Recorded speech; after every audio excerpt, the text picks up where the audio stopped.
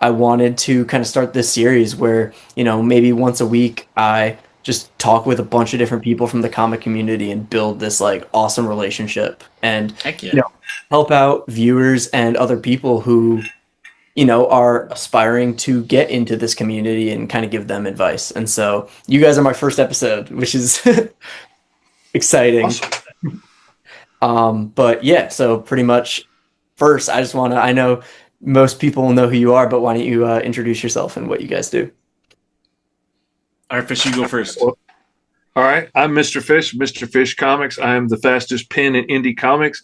I did not name myself that, but I did take it and run with it when somebody gave it to me. I am right now working on finishing up my 116th and 17th books in the last 6 years that I've worked on. Most of those as the full illustrator, pencil, inks, colors, letters, the whole nine yards.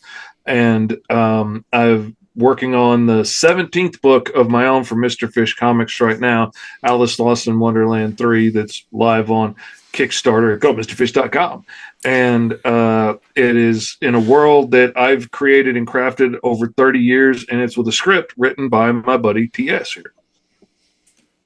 That's me. I'm TS, and I write comics, mostly for Mr. Fish Comics. I did, in fact, give myself that name because TS writes comics and Terry does your taxes. So I went with TS Luther as the cool pen name. And I've written lots of stuff, definitely not 117 stories, but lots of issues, self-publishing stuff. I work with a lot of indie publishers like Professional Entropy. They do my superhero book, Hellion and Bash, and my cyberpunk book, Tokyo Fire. And then I do anything that Fish messages me about, like Alice Lost in Wonderland. I was so lucky to edit some of that, and then he said, "Hey, I like your editing, why don't you write something?"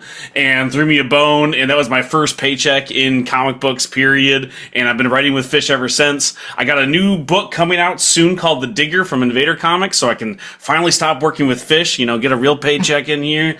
But until then, you can catch me doing all of the Alice Lost in Wonderland stuff. Also, the mini comics, which we don't plug enough, I was told. So I also write the mini comics of Alice Lost in Wonderland, which are awesome and a great gateway, and not the same story. It's not like a smaller version of Alice. This is a whole other adventure because me and Fish, don't sleep. Don't have enough work on our plate, so we got to add something extra to it. But when you're doing the main story, like there's so much to try and pack into, the number of pages we have in one floppy, that you can't put everything in there. So doing this little side story when Alice was younger lets us show more of the world in this interdimensional rift that is Wonderland, and show how much it's changed since she was a little girl and all of this stuff. So like in issue 2, when you see the reveal of Captain Hook in the main issue, you're like, oh, this is awesome. She looks so tough and so cool. But if you've been reading the mini comics, it's a much bigger deal, and there's something bigger going on, and you need answers to this. And that's the juicy little gravy covered bits that you get if you're also getting the mini comics. It also helps us try to thin out because, like, me and Fish have a lot of ideas. Fish has been working on this series specifically for almost 30 years, and he's got stuff for all of those years. And then I come into the mix, and I'm insane and don't sleep either. So I got a million ideas, and eventually we can't put all of that into 30 pages. We already do oversized issues every single time. We start out with a 20-page script, 22 pages. Fish throws in an extra 8, I throw in an extra 5, and by then we got a graphic novel for each issue, so we got to split them up into some of these mini comics. Also, because we like giving away free stuff at cons, and I suppose maybe Fish likes to charge for them, but I like to give them away free because I care about the consumer. Fish is the mean, scary publisher. But there's as I've watched him give away way too many comics the last con we were at together, he's just handing them out. I could see his wife getting nervous, like, hey, you got to sell some of these. But it's really cool to be able to like pack all these extra stories. I don't know where he finds the time. I just, like I said, I don't sleep.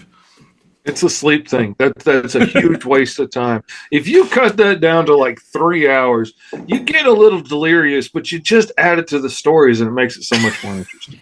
Or less coherent. That was actually kind of leading into what the first question was, and this might not apply to Fish as much as he's the fastest thinker, but how do you manage those deadlines? I mean, I'm sure you've got so much on your plate in writing and drawing. I mean, how do you kind of balance priority. And, I got 24 hours in a day. I can ink for 24 straight hours, but I can't do that again tomorrow. That's the killer. It's the 24 hours. If we could just shift that, I could get so much more accomplished. It drives me up the wall that especially when I'm working on a story where the timeline isn't so linear, like being forced into a linear timeline drives me nuts. But partly having a jacked up nervous system helps. It doesn't help with a whole lot of other things. I can't always walk really great, and I can't always see every day or speak audibly where people can understand me. And my brain has a lot of misfires, but it also runs really, really fast, which helps. And also, not for nothing, as an artist, like I came of age in the 90s when everything was heading to Image Comics, and everything was how much cross hatching can you pack in a square inch. And I was a total clone of all of those guys that I worshiped at the time that were big artists. And then one day I realized, like, everybody my age was trying to be a perfect clone of Todd McFarlane or Jim Lee or Rob Liefeld or somebody. And I was like, A, you've already got Todd McFarlane's and Jim Lee's out there if you want to hire them. And if you want to clone, there were a lot better clones than me. And I realized, just looking at a page, when I tried to get a professional colorist that was just starting to work for Marvel that I'd met to color one of my pages, and she handed it back to me, it's like, I can't color it. You already colored it. It's black. There's no room for me to add any color to this page. And I was insulted, but she was right. And so I ended up going back to scratch and reteaching myself how to draw all over again. Like, how do I represent the image of this person on a white page with black lines and make it look like them? And what I ended up coming up with was a style that was much simpler, much more reminiscent of the old, original kings of comics, like, Jack Kirby and stuff, much simpler lines, much simpler layout, which, not for nothing, draws a lot quicker. Like, than, having to add cross hatching onto every muscle from every direction and all this stuff. Cut that out. That cuts out hours per page of work that I was having to do. And so that helped me go faster. And then I've been making my living as an artist since like junior high, when I started drawing people's D&D characters for money. And so I've always done it as a job. But man, once I started doing pages every day and I started working in comics like full time as my job, out of necessity, because nobody wanted to hire the guy with the jacked up nervous system, I got so much better, so much faster, so much quicker, and my artwork just jumped exponentially so quickly over that first year and the next year. Because there's a big difference between drawing one really cool illustration a day, or maybe two really cool cartoons for signs or t-shirts or something a day, and drawing like 6 panels per page on 6 or 7 or 8 or 10 pages a day, day after day after day after day after day. Like, that's just so many more faces and hands and feet and buckles and all the things that you don't want to have to draw. It's just so much of it that it forced me to get so much better and faster at the same time. And my style is definitely simpler. Like, before I started drawing comics every day, I loved drawing like cyborgs with arms that were so complicated you could see how they worked, and you could see all the gears working together and all the pistons and where the wires, the cables for the pistons go to the hydraulic system and all of this stuff. No, not when you have to draw that character 600 times in a book. No. The metal muscles they put on Colossus were a brilliant cheat, and I love them to death. Like, the big blocks that they put on the Transformers were a brilliant cheat. I freaking love it. That kind of stuff, like taking things from animation and things like that to see how to simplify it down to what reads is what you need it to read as quickly and cleanly, and be able to look at it and say, oh, that's a cybernetic arm, instead of like, oh, wow, look at all the little details, that nobody's going to spend as much time looking at as I'm going to spend drawing.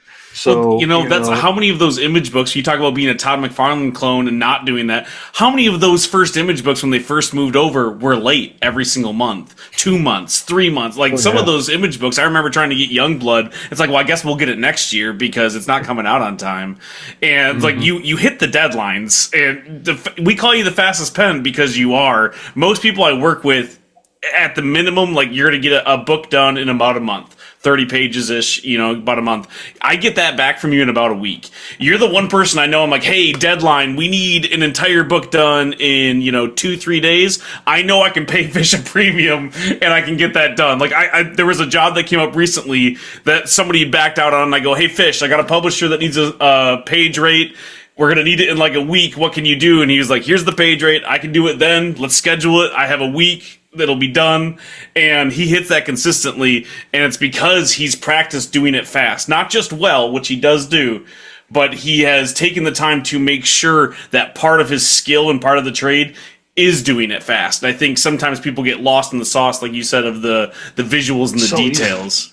Mm-hmm. It's so easy to get lost in all those little details and putting all the cool little gnarly bits in there. And like, I love doing the 3D perspective, and I will get lost in the mathematical zen of just like, okay, this line goes to here and goes to here, and this is where the window frame goes in, and this is where the door latch would be on it, and this is, and then next thing you know, I realize I'm putting all this detail into the portrait on in a frame in the table in the back of this scene to make sure that the parents look like their genetics would have matched up to the main character's picture because they're her parents. And then I realized when I zoom out, the whole table that thing's sitting on is the size of my pinky nail. And I got lost in the zoom and I got lost in the details, and I wasted a good hour and a half on something that ended up being covered by a dialogue balloon, and nobody had to see it anyway. You got to watch out for that. But, what are you going to do? Yeah. Well, so TS, I mean, something that I've kind of noticed when planning stuff out, and I'm sure this, again, applies to both of you, but, I'm really excited for the payoffs, right? Like you're planning out 3, 4, 10 issues in advance, and then you really start finalizing issue 1, and you're just, I won't say tired of it, but you want to get to the payoff. So how do you kind of deal with that? Where you're like, I just want to get issue 1, 2, 3 out there so they can see what happens in issue 4. Right. Well, I mean, it's always a balance depending on whether you're writing for yourself or writing for someone else. When I work with Fish is always a wild card because Fish's ideas never stop going. He gets a dream and he'll come to me and goes, hey, listen, I know we had this plan for issue 3. What if we put all of that in issue 1 because I have a new plan for issue 3?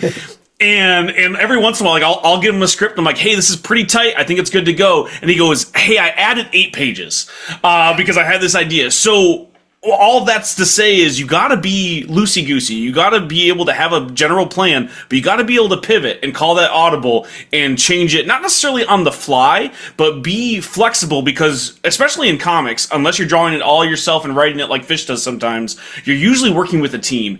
And I try to make sure everybody on the team is having a good time and it is our book. And that's something that me and Fish do really well. He leaves leeway for me to make a scene have a little bit more dialogue in it or change up some of the mythos on it, and I make sure to write in room where I'm like, I know Fish is going to change this scene. He's going to make it 10 times better, and it's going to be twice as long, but I got to make sure there's room in there.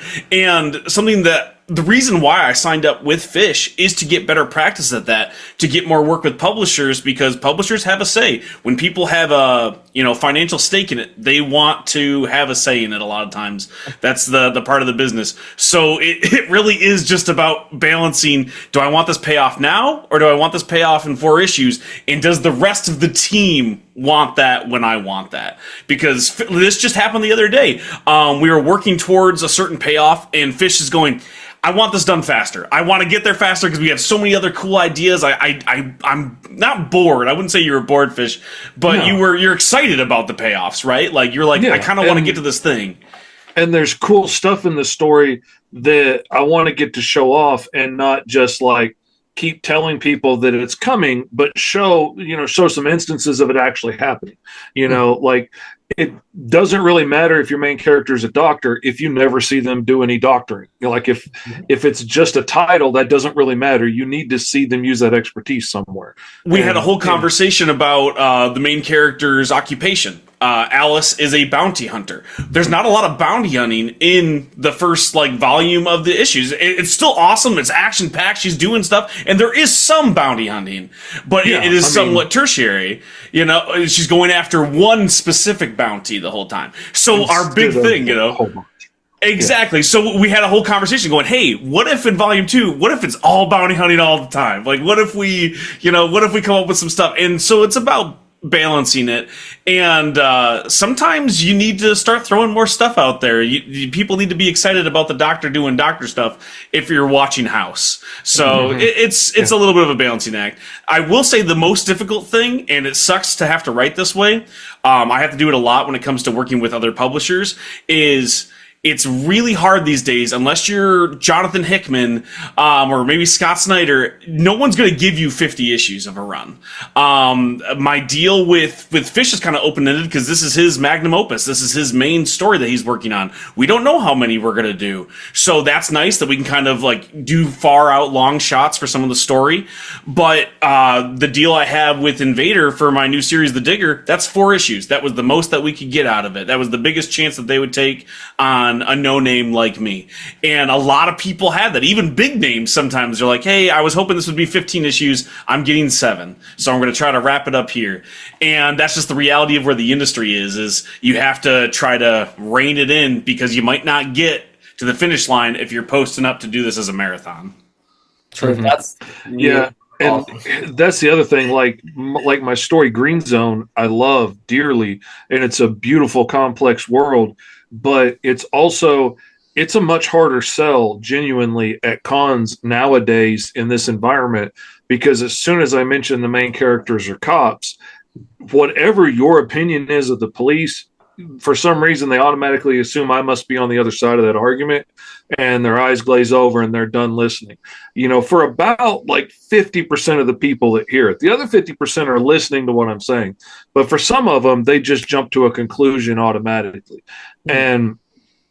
And whatever your stance is on cops, that's not what Green Zone's about. Green Zone is about, how bad it sucks to have the deck stacked against you, and, trying to prove that you're not a scary bad guy and nobody will believe you no matter what you do. And any mistake you make just proves that they were right from the get-go.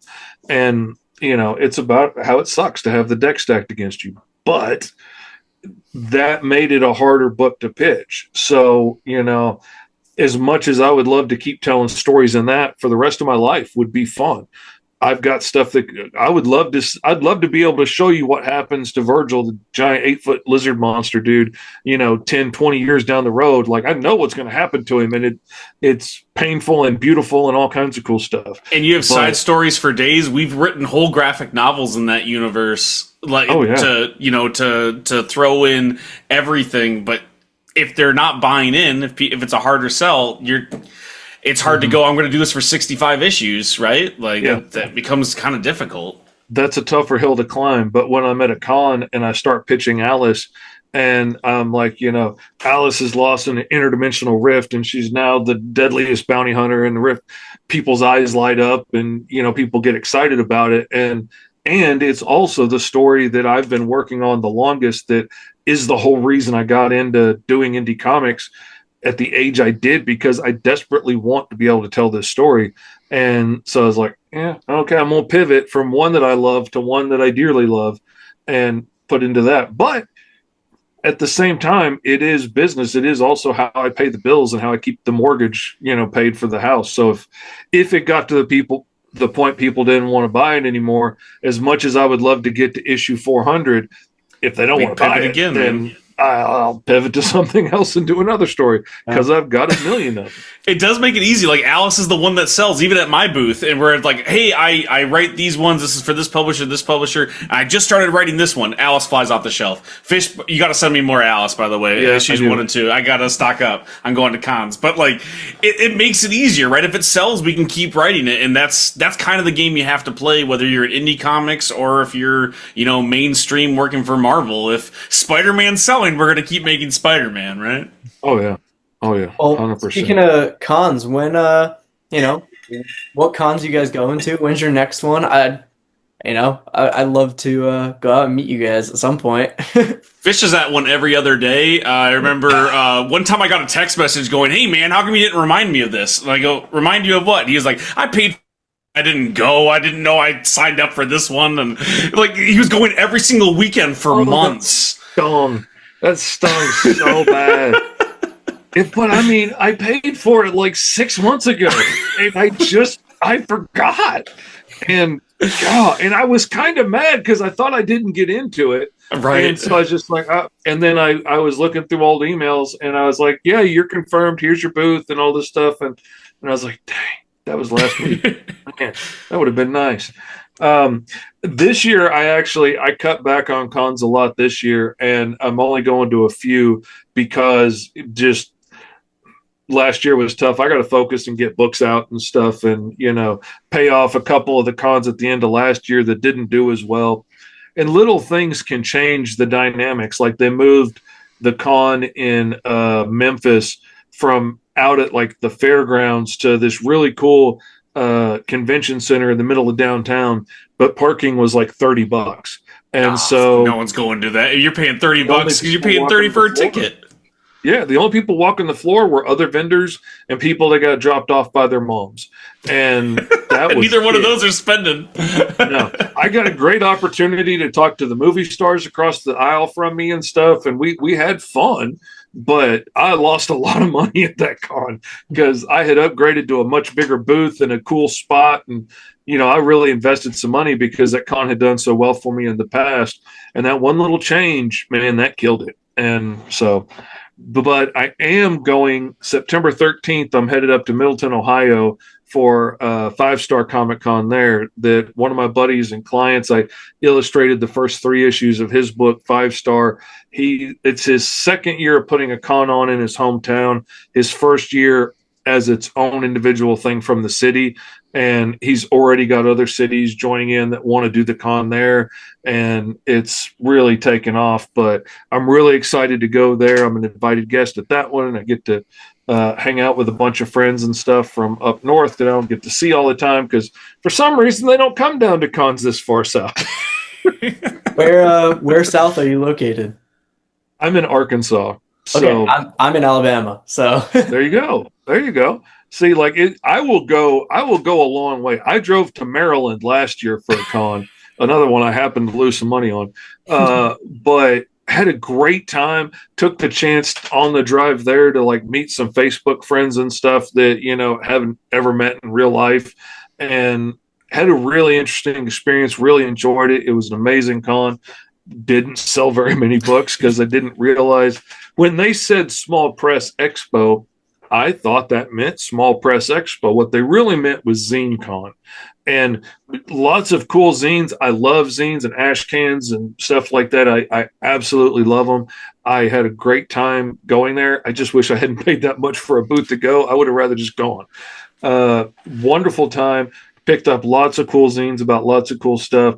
Nobody there was interested in, full color American style comic books about a bloody bird barbarian from outer space. They weren't down for that. So. But you got to go back next year with Alice this time around and see how that one does, because I'm telling you, man, like Alice sells everywhere I go. And it's a good time. We did Tulip City here in Michigan. You came up for that one last year. We're going to do that one again next year, I'm sure. I do a bunch of local cons. I'm ramping up because I missed a couple chances with publishers. They tried to meet me at Motor City Comic Con, which is the big one here in Michigan, and they were like, "Hey, we want to come by your booth. Let's talk books, pitch us something." And I had to be like, "Hey, I didn't make it. I didn't make the cut. I wasn't allowed in." And when I talked to the people at Motor City Comic Con, they were really nice. They were like, "You need to do more cons. We haven't seen your table. You haven't done enough." So I did. Fish brought me out and set me up for my first table at Tulip City Comic Con. That was a blast. And then I did every single small one. I'm doing a small one next week called Septemberfest in Ortonville, Michigan. If you're in the middle of nowhere, Michigan, come out to that one. But now, because I've done all these really small ones, I am going to be at Motor City Comic Con in November for their winter one. It's still a big con, but it is the middle of winter in Michigan, so I don't know what the turnout's going to be. But if you feel like coming north, I'll be there, shaking hands, kissing babies, the whole shebang. Vote for me, all that stuff. Selling books, partly because the publishers that I work with are putting me up and they're paying for the table. So, Awesome. and then it's otherwise I wouldn't. I have no money. Fish is paying me in pennies. Okay, this See, is that's really the problem with me being my own publisher. If I had somebody else that was like, yeah, we're going to pay for a table at New York Comic Con and we'll put you in a hotel, I would go. Otherwise, I have absolutely no interest in going to one that big, that far. That's too many people for my autistic self to want to have to deal with. I will tell you that Motor City Comic Con in Michigan, much cheaper than New York City Comic Con. We're talking like $2,000 for a booth versus I think max it was $400 at Motor City, so, but still good, good size, good turnout. Sales are really good in Detroit. And, I've been doing well building up my, legacy here in the scene. It's really easy when everybody's in the middle of the woods, anybody doing anything is impressive because they're like, oh, you have power or the lights work over there. Have you heard of this thing called the internet? Like, this guy's crazy. Anything that doesn't involve band shows or guns or something like it is good. Well, they still do all of that too. Listen, don't get crazy.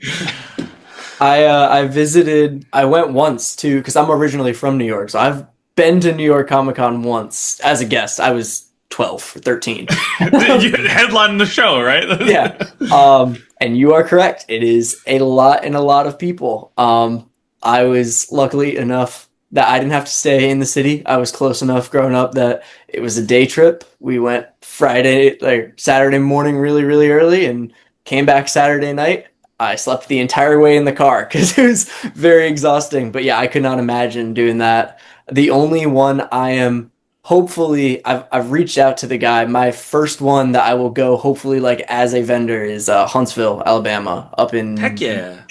So hopefully I will be there if any of you are familiar with Huntsville, Alabama.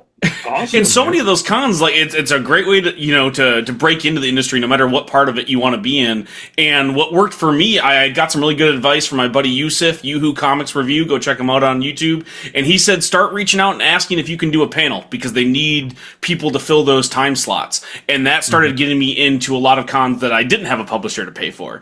That they were like, hey, we just need someone to talk to 50 people because we have this time slot free. And that usually will, if you get you free admittance, sometimes it'll get you a table spot. It will get you in front of more people, and it's a great way to get started. And even the bigger cons, if you can show that you know how to talk to a room of people, they're always looking for hosts and stuff like that. So if that's something that you want to do, it's always a good time. You do have to get used to sounding like you know what you're talking about. So if you do more of these podcasts, I guess you'll be covered. But it's a fun time. Free tables at shows just by doing kids classes, which is something a lot of cons have a hard time finding people that are willing to put up with kids. And I've had a whole mess of them. I've worked with kids for a long time, so I practically are one myself. So it's fun. I have fun with it. And as an artist, I can make it fun. And either I will do a class on how I design a character, and we'll design a character together, and we'll come up with somebody will pick a power and gender and body type and all this stuff, and and we'll figure it all out together as a group, and I'll draw it up, and we'll figure out how does the costume have to work around their powers, and are they a self-made person like Spider-Man in the beginning having to sew this costume together themselves, or are they sponsored by somebody, or are they backed by the government? Where did it come from? And it ends up helping them walk through the idea how to make a character. Or if they're younger, I'll just have them yell out random animals and I'll mix it together into a crazy alien and then I get a whole bunch of little drawings to hand out to kids. Everybody has a big time. That's awesome. awesome. I get a table paid for. That's freaking awesome. Next time you book Fish, you should just tell him to draw stuff. It's like a party trick. Like, hey, what if this guy had big muscles made out of snakes? And he goes, okay, I got it. 2 minutes later, you have the coolest drawing ever. Your character generator. Like, it's always a blast watching you do that. And sometimes I get it on my burner account and I go, hey, will you draw this with that? And he has no idea. And now I have all these really cool pictures for my D&D campaign. That's all the people watching our YouTube show. I Just knew me it seemed suspicious. on 40 different screens. So many people watching. So my next question is something I know a ton of people struggle with when it comes to developing comic panels from a artist or a like writer perspective. How do you choose the layout? What's your methods of choosing a layout? Because that's a big challenge for a lot of people, including myself. For me, and partly it's my OCD and it's being autistic and stuff. Like for me, it really bugs me when I'm reading a book and like the panel gutters on one side are like an eighth of an inch off or something, or just like a quarter inch off from the ones on the other page. That bugs me. If they're completely off, like if this page is broken into half and this one's broken into thirds, that's great.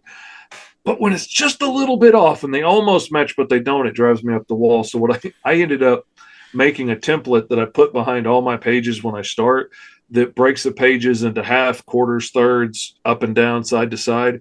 And that helps me a lot come up with my layout. And I start with the lettering now.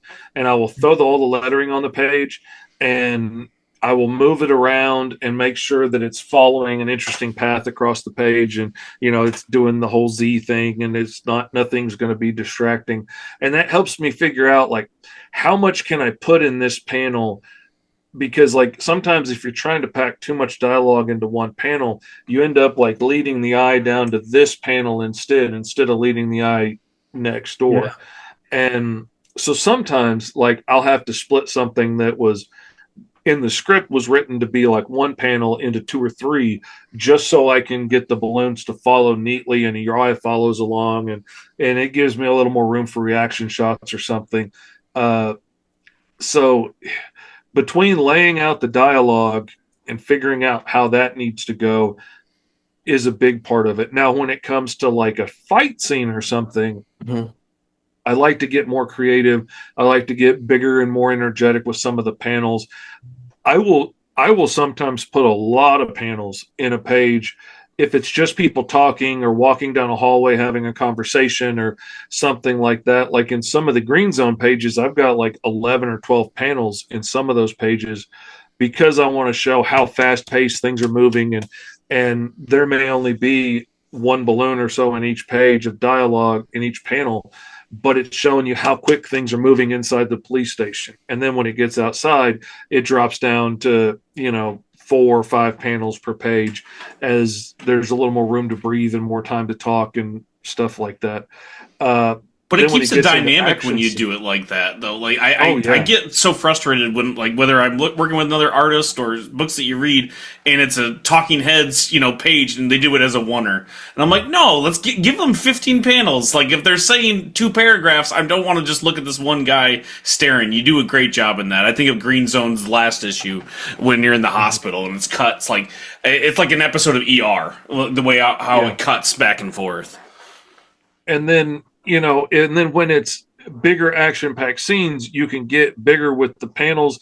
And like a lot of times in fight scenes, I will start to make everything all asymmetrical and my lines are crooked and some of the panels will stretch all the way out to the edge of the page. And I will get weirder with the layouts and stuff in those action-packed fight scenes and then bring it back to much more constrained, organized when it's, it really helps set the vibe for like, this is a more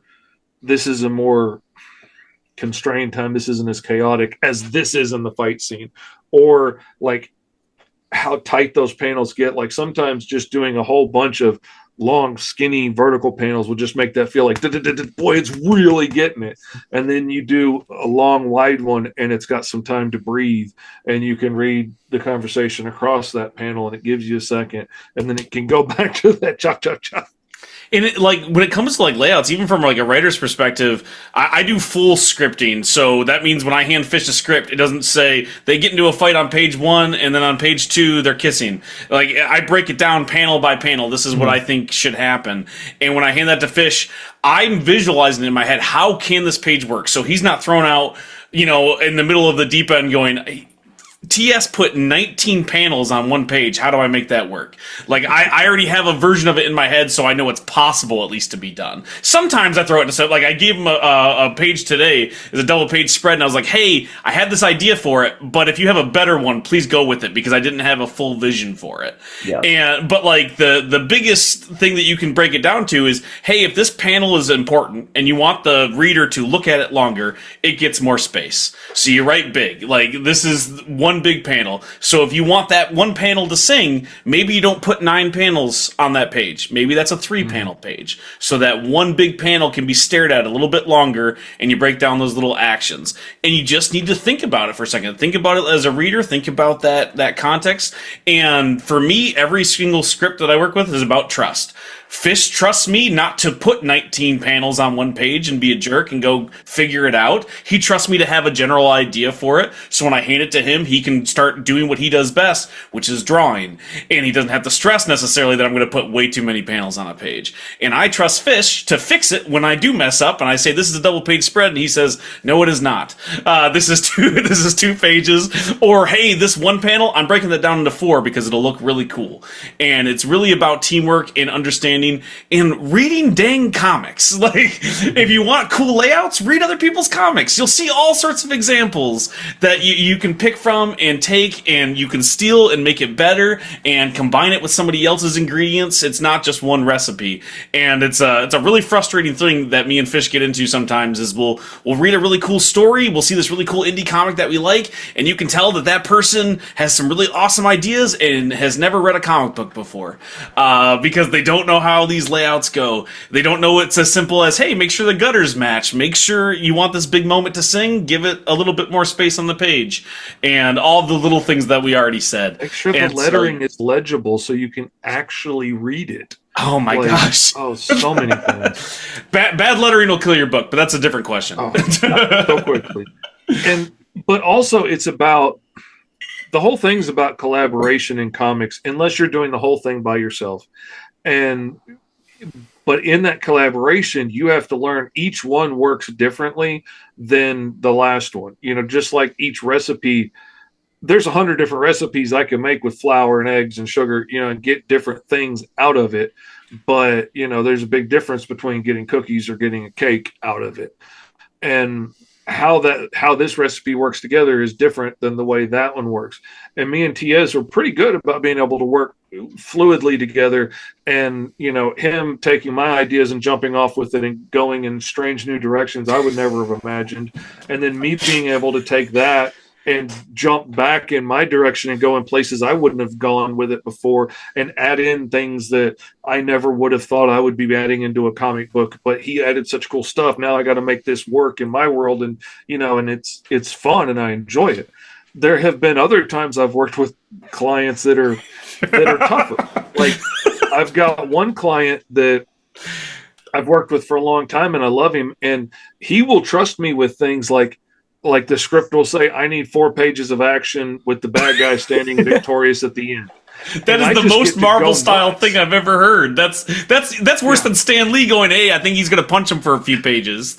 You need 4 pages of action? But I got to do things like asphalt tidal wave that I never would have gotten to draw otherwise. Yeah, so like, I got to get creative in this and do some really fun stuff. And I enjoy that. But at the same time, for whatever reason, he's getting wordier as the books go on. And he's starting to give me things like, okay, I've got 8 panels on this page. Each panel has 4 paragraphs worth of dialogue in it. And I have to message him back, and I'm like, no, it doesn't, because I can't fit that on the page. And there have been a couple of times that I've just gone ahead and lettered the page the way he laid it out, and I will send him a page of just solid balloons. And I'm like, we can do this, or I can cut out a lot of this that's repetitive and unnecessary, and get it down to the core of what you're trying to say. And, we can actually fit some people on the page too. And did you charge for editing too? Because that would be two different bills for me. I should. That's absolutely true. I do not. I should. That's why every time Fish goes, "Hey, can you check the spelling out real quick?" And I go, "Let me send you a second bill, and I'll get right on the spelling check." Yeah, as soon as I get that receipt from PayPal that the deposit's been made, I will get right on that. Fish owes me tens of dollars. Oh, man, so many dollars. Speaking of dollars, congratulations on y'all's Kickstarter, guys. I know I cannot wait for November. I cannot wait. I'm very excited for you. Yeah, thank you. We're surprised every time. This one has been really nice because usually there's a big dead spot in the middle of every campaign I've worked on. No matter whose campaign it is, there's usually like a week or two in the middle that's just dead. And like maybe you get a new backer and one drops out, and like at best you just sit there flatlining for a while until it kicks back up at the end. This one, I've only had in the entire campaign, I've only had 2 days that didn't go up, and those were both just, I had somebody back out for whatever reason, and things happen. But that's really exciting. It's a small victory, really. Like it'd be great if it was the hit 10 grand on a campaign victory. That would be awesome. But I'll take it. The slow, steady growth, the constant readers coming back, the constantly, hearing great messages from people, how much they love the book, and coming up with all kinds of great fan theories of what's going on that kind of hurt my feelings because I wish I'd come up with something as cool as some of the stuff the fans have said. I'm like, dang, that's a really good idea. Yeah, we're not above it. Like Fish has come to me going, "Hey, somebody said this could happen," and I say, "Yeah, it should happen." like that's a good one. Let's do that. that's like when you work with like a team, best idea always wins. Sometimes it comes from a fan, sometimes it comes from Fish. Rarely it comes from me, but every once in a while I have a good one, and like it's just about that collaboration. But because of that, like every Kickstarter that does better for Fish, that's more fans that carry over to some of my other books, and we're starting to get some crossover fans. I know I've had a lot of people who are terribly uninterested in my What If Indiana Jones Hunts Short Round book that's coming out in November, but they see Alice right there, this hot bounty hunter chick, and they go, "Yeah, I'll buy that one." And that's been really, really cool to be able to drive some people, because I'm hanging on to Fish's coattails the whole time. To be able to send some people to his Kickstarter is pretty cool. And see, that's the whole reason when I met TS, like I was telling you earlier, and I realized what a talented writer he was. I was like, yeah, I want to keep this cat close by because like I know he's going to take off. And so I want to be nearby when he does so that I can at least be able to say, "Oh yeah, that TS that you've seen on the one that's working on like Thundercats right now. Yeah, actually, he wrote some of Alice here. If you want to get these back issues, like, that's 100% why I'm here." All right, Nostradamus, when's it happening though? Like, is it going to be next year? Can I get a new mortgage? Like what should I time it out? I need a new prescription. My glasses have only let me see so far into the future, and I got to get my eyes checked again. That's the problem. Well, so the question that I was very curious to ask you earlier, this is a very soft pivot, but I mentioned earlier I'm a industrial design major, so it's product design, and that's kind of how I fell. Is what made me realize I want to draw comics as well. I've always loved comics.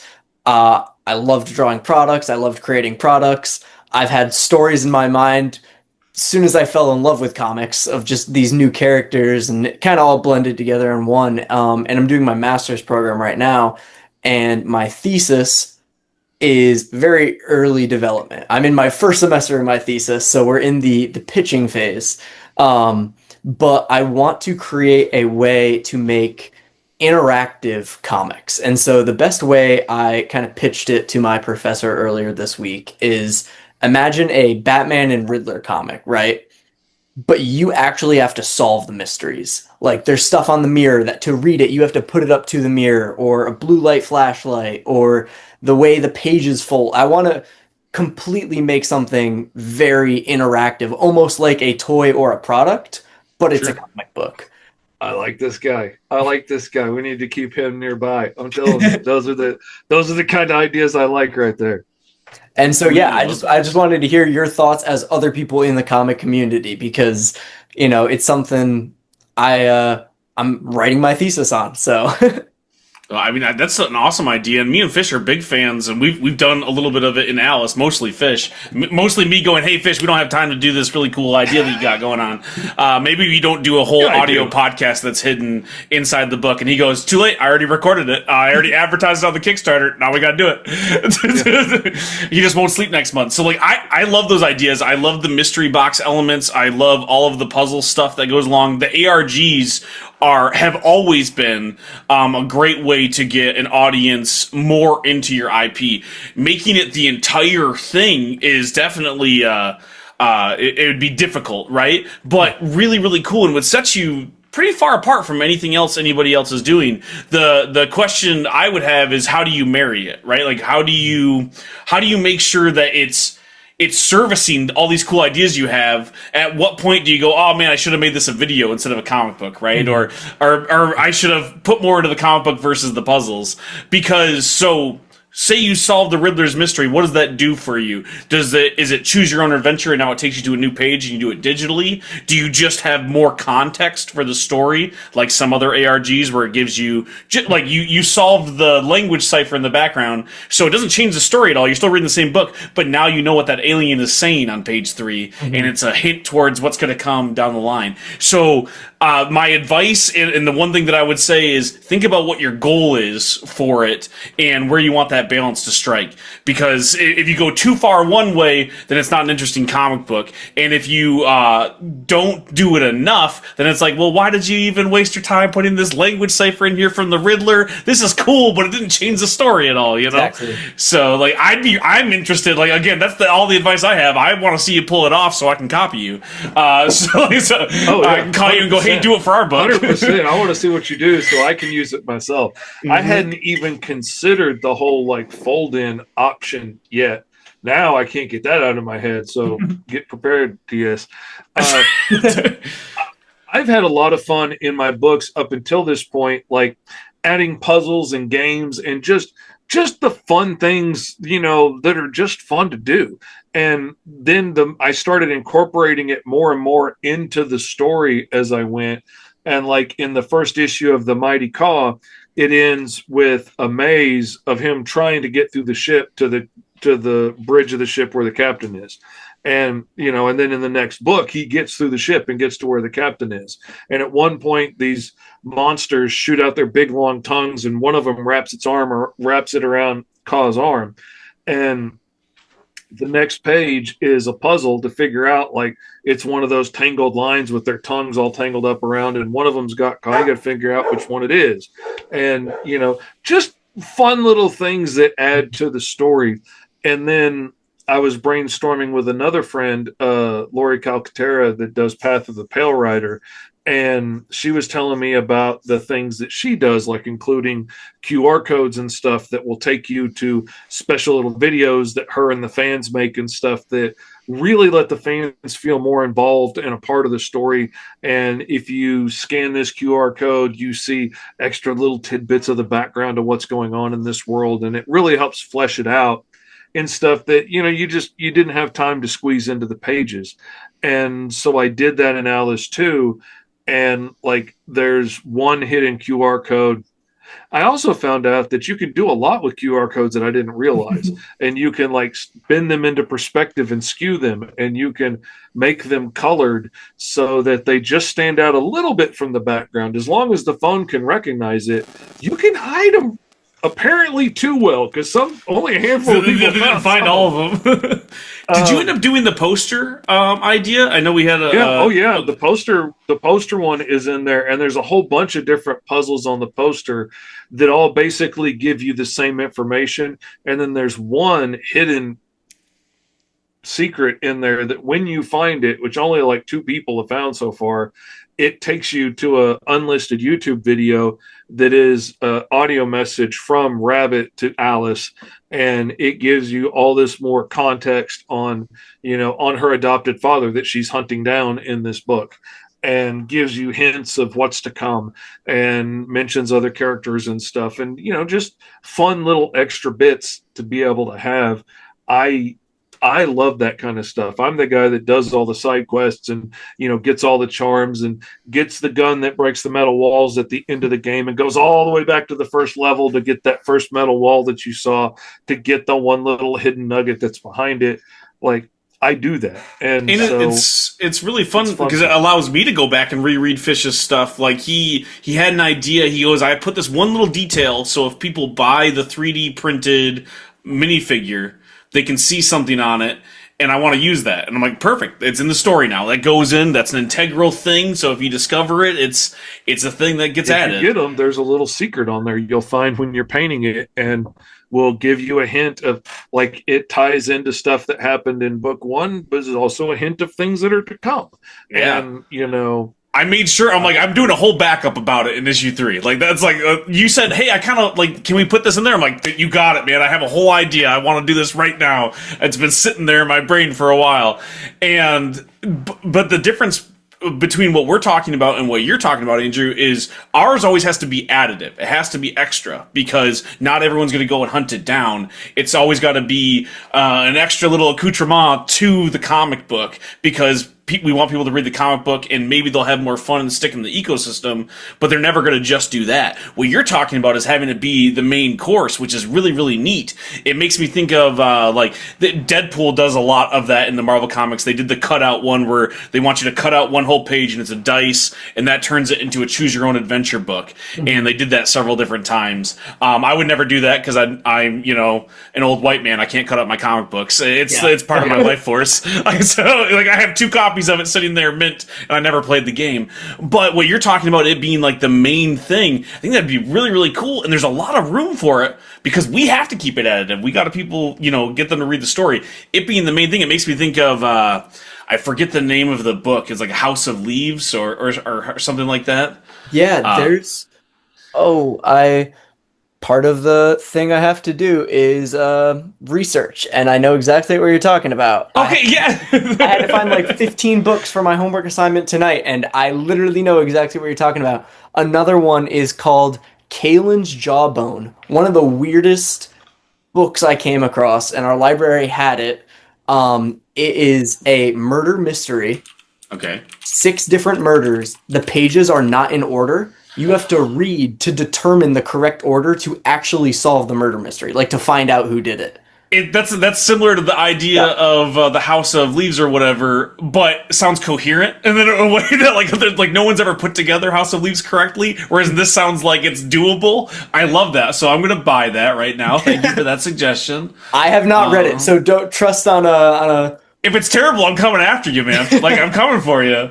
I wrote down, this might suck, but could be very cool. I found a digital copy that I have saved to eventually. I gotta do a lot more research. Again, this is something super, super early into my thesis. We started classes a week ago, and I thought about it all summer and cannot wait to talk about it with my professor. And he went, it is very bold. He loves it because it's not like... I've had a similar idea. Like, I've thought about doing a choose your own adventure book, but like the idea of trying to do it in a floppy, like I normally do my books, there's not enough room. Like, it so would max, what do we do? Like, 32 pages of story? Like, that's like the biggest one you've done? It would have to be like a graphic novel or something. Right. And I would if it was me doing it myself, I would probably go like the manga route. So the pages were smaller and black and white, so it made it, cheaper and easier for me to get done in a timely fashion to get that many pages done. And the only part about it that hurts my feelings when I think about it is thinking that somebody might read through it maybe twice and not see all the pages that and not get it right. Exactly. And I'm like, I'm like, oh, because there's got to be paths you go down that Right. take you in other directions or don't get you where you wanted to go or whatever, you know? And so that's the only part that bothers me about it. And One, but, like comic books have always played with the medium. You look at Watchmen. You can read Watchmen out of order, and it still makes sense. That's one of the genius parts about that book. So the idea that you would be playing with this is not crazy. This is the exact medium to mess around with something like that and find success. yeah. Well, thank you. I really appreciate the positive reinforcement on it. Don't screw it up, otherwise we're coming for you too. Like we're I gonna. will do my very best. I will do my very best. Don't worry. One thing that I kind of brainstormed on a potential way to do a choose your own adventure with fewer pages is playing with red blue light glasses. Where if red, Yeah. the blue text shows, but if it's blue, only the red text shows. But you could overlay 4 or 5 colors on there and have like a wheel that you can like spin to actually choose your own adventure. So the images could be similar. I mean, you can even overlay the images, but I really want to mix product and graphic literature. That's kind of the big goal. Um, That's a fun idea. I've been wanting to play around with that same thing and the aspect of like, how many colors could I add in that will react when I use like a red lens? mhm. So I could hide that better than like when we would get the backs of the transformer cases, and it would have the red and blue dots on it, but I could just look at it You and could see still the blue see dots and know it. what it was going to say. Like they weren't hiding it; they were just jumbling it up. But like I'm like, man, if I put like orange and brown and other things in there, like how much could I play with greens and yellows and things and blues and to see like what I could make it so you can't just look at it and be like, oh, well, there's a 4 there, and instead, like you really got to use the lens to be Yeah. able to see it. And the other one could take you the other direction. Like But so I much of like that that. is cost prohibitive for us, especially not just in indie comics, but comics in general. The margins for floppy comics are so low, right? Mm-hmm. It's so difficult. Like if you wanted to do a alternate cover, you want to do a variant with UV lighting, so you get the black light out and it's got a different art image on there. That's going to cost you almost $10, $12 an issue to do with the type of printing numbers that we can do. So I don't know if that's part of your project, but we have to think about those numbers quite often. So there are so many cool ideas that Fish will come to me with, and I'm like, you do it because that's cost prohibitive. I can't pull that one off. Like, good luck. Yeah, no, cost is definitely a thing. One thing that I'm studying this semester, we actually the way the grad program works is you kind of build your courses to help cater your thesis. So if you told 12-year-old Andrew that you were going to be taking college courses on comic books, I would have not changed a single thing in my life because I mean we're studying right now. It's micro manufacturing, which is how do you produce everything by yourself but small scale. 3D Yeah. printers, resin printers, laser cutters. And only in outputs of 500. And so Oh looking into man. ways to do all that is The super. fact that I can now do characters like this and send these out with my campaign is Mhm. amazing. And like I've got a local guy, well, he's in Oklahoma, but he's 3D resin printing these guys for me, and I'm doing them in bulk, but I'm getting them for like $2 a piece for like 30 millimeter minis, Yeah. and it's great. It makes it affordable enough for him to be able to do it, and I can get them and send them out with my campaign at a price that we can afford to do. Uh, I would like to be able to do like some little like toy figures and stuff like that. Not crazy articulation things, but like, probably little static figures or something like that that, would be cool. I think would be a fun thing to do if we could find a way to make that like micro production affordable and doable, but we don't have to be talking about making fancy molds and casting Mhm. them in injection plastic or something to get these pieces now, which makes that so much affordable. Like when I first tried doing the comic book that is now Alice Lost in Wonderland 30 years ago as a black and white ashcan comic anthology. Is fat. It was almost 40 pages. uh I tried self-publishing that thing 30 years ago, and to get like the local newspaper to print it on newsprint, it was going to be $10,000 for like 5,000 copies. And for 21-year-old dude that was married with kids on the way, like that might as well have been $10 million. There weren't crowdfunding sites. There weren't digital printers that could print full color comic books that come out looking, absolutely beautiful and professional. Like that wasn't possible. I couldn't just go on the internet and talk to offset printers in China and find out that, you could get 500 copies printed for $500. That wasn't available at the time. So it was a non-starter. Yeah, and you still run into the same bottleneck that you did back then, which is stapling. For comic books, it's such a weird thing where it's like, well, they're just, they're magazines. They're a little bit different size than almost everything else. And the main thing that slows down every other printer that wants to do them as like a side hustle is someone has to staple them. You get a stapling machine, it's just for comic books. It serves almost no other purpose. And so you run into these issues where you need to print at least 1,000 comic books if you want them to get underneath $2 a unit. And that makes the economy, like the economics of making comic books, kind of hard. And so, like, we sell a lot of knickknacks and tchotchkes because the margins are better for it. You sell, you make more money off the merch around your comic book than you ever do the actual comic book, at least in indie comics where we can't print 40,000 copies. Well, as someone could, but you can't sell 40,000. No, you're not selling 40,000 copies, right? As someone who just did 4 years of computer design, and someone who, let's see if I can turn the blur off on my camera. What are we about to see? I got lots of 3D printers and stuff there. Nice. I'm jealous, man. I went to school. I studied in college. I studied 3D design and animation.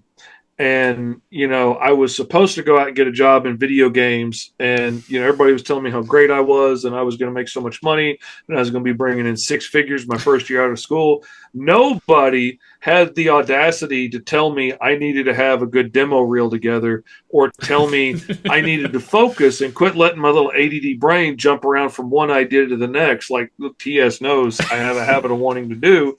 So when I got out of college, I had a whole bunch of pieces of really good stuff and no finished thing. And so we cobbled that together in a demo video, but nobody told me when the jobs for video games come up at the end of the school year every year, trying to hire new students that are out of school, 5,000 people apply for each job and your video has to stand out among 5,000 people.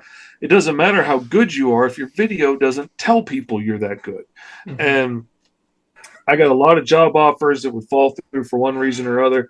And next thing you know, I'm working in a t-shirt shop in Arkansas and then working in sign shops and stuff. But the interesting thing is I learned so much about the printing industry and stuff along the way. And I know how to do everything from t-shirts to whatever you want to do. So when it comes to doing the t-shirts for the campaigns, I do them myself now. And,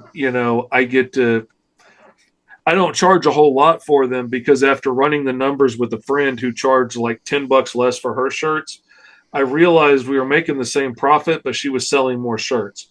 And ultimately, I want more people rocking my merchandise out in public. So I lowered my prices and, still making the same amount, but more people are wearing it now, which is cool. Again, tens of fans. Oh, man. Tens of people out there rocking my stuff, man.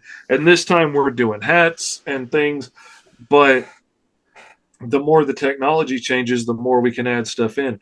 I wish I had the time to be able to do the 3D printing myself. I would love to have one and start doing it and start modeling and all that stuff myself. But the 3D software is 50 generations removed from what I studied on. They don't even make what I studied on anymore. And so now it's just easier to pay somebody who knows what they're doing on the new stuff than to spend 6 months of my time learning the new software enough to get back to where I was. Yeah. And you don't have time to do that anyways, Fish. You got to get back to drawing more pictures of Spider-Man. Well, I am very appreciative. I know I told you guys only an hour, but I'm very, very appreciative for you guys joining in. It was awesome talking with you, and I would love to continue talking with you if you guys ever want to do a brainstorming sesh or just chat for fun. I love just Absolutely, talking. man. And Yeah, so man. This was Anytime. a really fun conversation, and I'm shocked that you got me and TS to talk for an hour. Anyway, I mean, it's like pulling teeth to get us to talk at all. I'm so glad you were able to get at least 2 questions in. It is. We've had so many people go like, "Well, I didn't get a chance to ask any questions, but you had a lot to say," and so I hope that we answered at least some of what you wanted. you did. I got the big ones in. I got the big Okay. ones. Tune in for episode no, 2 I- next time. He gets to ask question 3. But yeah, no, I am very looking forward to, reaching out to you guys in the future if I ever have any questions. And I hope, same goes both ways. I know you guys have significantly more experience than I do, but I love to participate in brainstorming sessions and, just chat in general. So Heck yeah, man. Absolutely, man. Oh, you got my brain going with the fold over thing, though, man. God, I'm Yeah, thinking thanks. like Now I'm going to be like, fighting this off. I'm going to be trying to get him to focus on issue 4, and he's going to be like, hold on. But what if we do I'm just this thinking, entire... though, like, what if you fold this page over? Like, you don't fold, you don't crease it, you don't ruin the value of your precious. What have indie you comic done? book. What, It's going to be worth tens of dollars someday. But like, if you just folded it over, and now those panels read across to a different story on the back of that next page, that makes sense either way. Or you turn them both in. I'm telling you, there's good ideas here, TS. TS, No just such be thing as grateful bad you're not ideas. drawing it. You're not drawing Right. We just need to rewrite issue 3 real quick. So where's this going? Where's this going to live, Andrew? Where do I send my dozens of fans to go and check this out? This is gonna be on TikTok. Okay. What's your at? I'm sure you're gonna do all of your plugs and stuff, but this is for me to write down if Yeah, that's yeah. okay, because I'm 100. So it's just Shattered Vision Comics, I believe. All right.